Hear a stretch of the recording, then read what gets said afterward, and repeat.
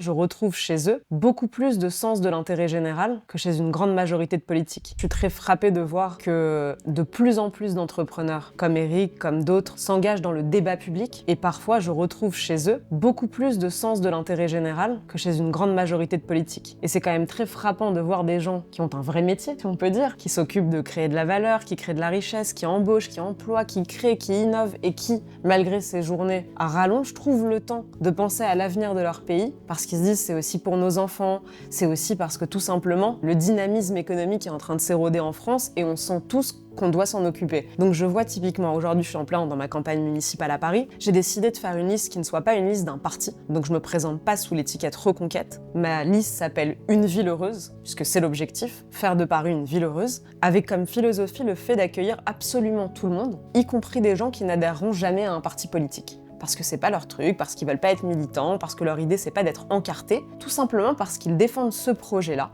de rendre la liberté économique à Paris, de retrouver le dynamisme économique de Paris, de faire de Paris la capitale des entrepreneurs, de mettre la technologie au service de nos concitoyens, contrairement à ce que font aujourd'hui les politiques, à savoir ils sont en train de rendre notre pays obsolète.